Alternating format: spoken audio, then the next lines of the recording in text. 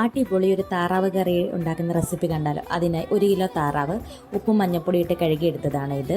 അതിലേക്ക് നമുക്ക് 1/2 സ്പൂണോളം മഞ്ഞൾപ്പൊടി, 1 സ്പൂണോളം മല്ലിപ്പൊടി, 1/2 സ്പൂണോളം മുളക് പൊടി, ഒരു 1/2 സ്പൂണോളം തന്നെ നമ്മൾ വീട്ടിൽ പൊടിച്ചെടുത്താൽ അടിപൊളി ഗരം മസാല, പിന്നെ 1 സ്പൂണോളം കുരുമുളക് പൊടി, ആവശ്യത്തിന് ഉപ്പ് എന്നിവ ചേർത്ത് നന്നായി മിക്സ് ചെയ്യുക. ഇതിലേക്ക് നമ്മൾ 1/2 ഗ്ലാസ് വെള്ളം മാത്രമേ ചേർക്കുന്നുള്ളൂ കേട്ടോ. അത്രയും വെള്ളം മതിയാവും.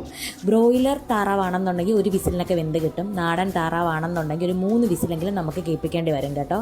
അപ്പോൾ അത് എന്തായാലും വിസിൽ വന്നതിന് ശേഷം ഒരു 20 മിനിറ്റ് വെയിറ്റ് ചെയ്തതിന് ശേഷം മാത്രം നമ്മൾ കുക്കർ തുറക്കുക.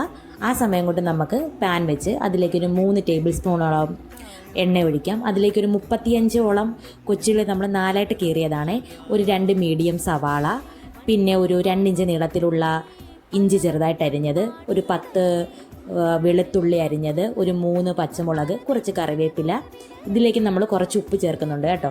എന്നിവ ചേർത്ത് നമുക്ക് നന്നായി മിക്സ് ചെയ്യാം. മിക്സ് ചെയ്തൊരു ഗോൾഡൻ ബ്രൗൺ കളർ ആകുന്ന സമയത്ത് നമുക്ക് ഒരു 1/2 സ്പൂണോളം മഞ്ഞൾപ്പൊടി ചേർക്കാം. ഒരു 2 സ്പൂണോളം മല്ലിപ്പൊടി നമുക്ക് ചേർത്ത് കൊടുക്കാം. എന്നിട്ട് ഒരു 1/2 സ്പൂണോളം ഗരം മസാല ഇതിലും നമ്മൾ ചേർക്കുന്നുണ്ട്.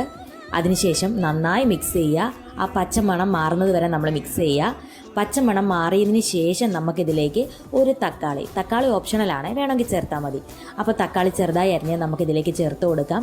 തക്കാളിയും നന്നായി വെന്തുടഞ്ഞ് വരണം.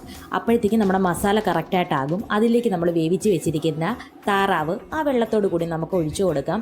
വെള്ളം വേണമെന്നുണ്ടെങ്കിൽ ഒരു തിളയൊക്കെ വന്നു കഴിയുമ്പോൾ നമുക്ക് കുറച്ച് കറിയായിട്ട് എടുക്കാം. നമ്മളൊരു റോസ്റ്റാണല്ലോ തയ്യാറാക്കുന്നത്. അപ്പോൾ ആ വെള്ളം നല്ലോണം വറ്റി വരുമ്പോഴത്തേക്ക് അതിലേക്കൊരു 2 സ്പൂണോളം കുരുമുളക് പൊടി വീണ്ടും ഇട്ട് കൊടുക്കുക. അടിപൊളി ടേസ്റ്റി ആയിട്ടുള്ള താറാവ് റോസ്റ്റ് റെഡി ആയിട്ടുണ്ട്. എല്ലാവർക്കും ട്രൈ ചെയ്ത് നോക്കാവുന്നതാണ്. വളരെ ടേസ്റ്റിയാണ്.